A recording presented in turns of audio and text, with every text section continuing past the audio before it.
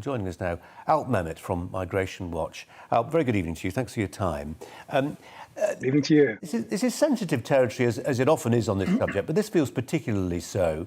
And as I read out that question, it feels so deeply cynical.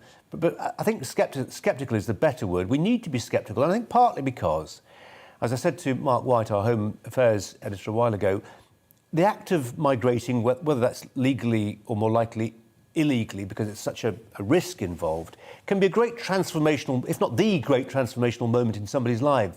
And of course, many will do whatever it takes, really. Many will do whatever it takes, because all people have done whatever it takes if they're determined enough and want enough to get into another country. I was an immigration officer many, many years ago, and even then, converting to Christianity or converting to another religion was part and parcel of the device that you were very often coached almost to use when being confronted by an immigration officer. So it's nothing new. It's always been an immigration trick, really. What has happened now is that a joker has been thrown in and played to good effect, and that joker is asylum. Asylum, really, which 40 years ago we saw very little of, and I certainly didn't come across anyone who sought asylum in the 1970s. Now it is a guaranteed way of getting to this country or any other country in Europe and staying there. And that's the whole point, I'm afraid. It's using it in order to enter the country and remain here, and that's what's happening. And it's incredibly difficult. I mean, putting your old immigration official hat on, Alp, it's very difficult to determine the degree of sincerity, truthfulness, veracity. If somebody's saying, look, I'm gay, if you send me back to X, I'll be executed. How do we test that? I mean, how do we test the truthfulness of somebody's religious conversion, how much they believe in a particular faith? This is really tricky. Well, of course, that's the whole point of having border officials who are experienced and know what they're asking and are able to establish the truth by a series and a process of questions. That's what's really gone now. Very often people will arrive at Dover, and this year we've had 25,000 already. And not just those coming in dinghies, by the way. We've also still had something like 9,000 or 10,000 coming in the backs of lorries. So it's a significant number.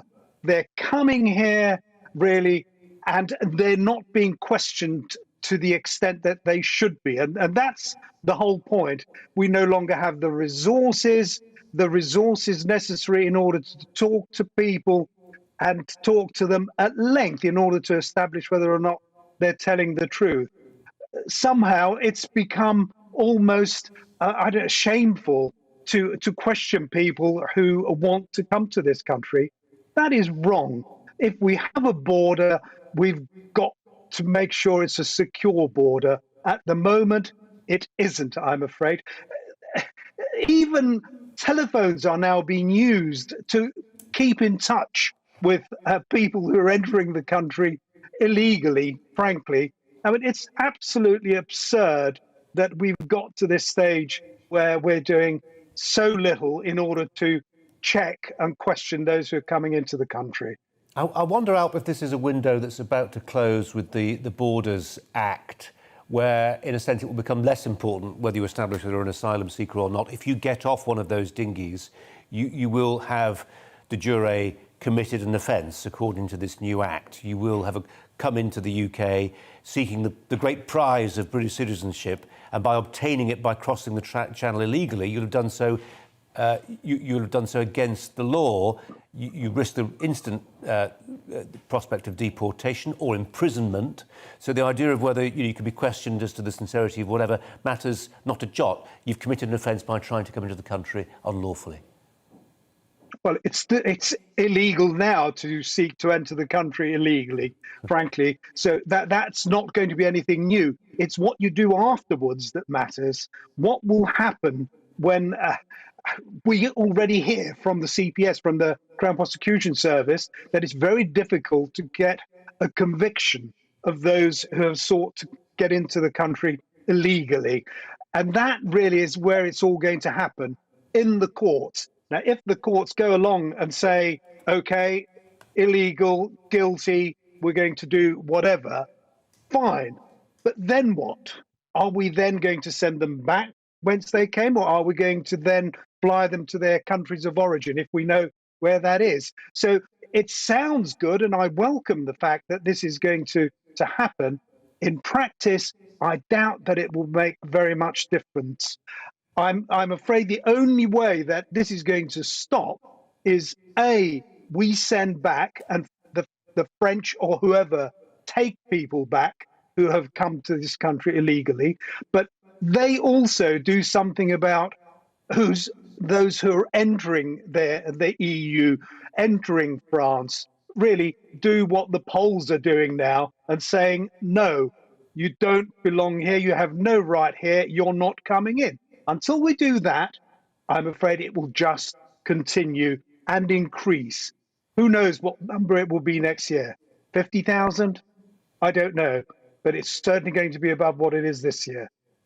Alp, just a final thought, really. I come back to where I started, my point about being cynical or at least sceptical.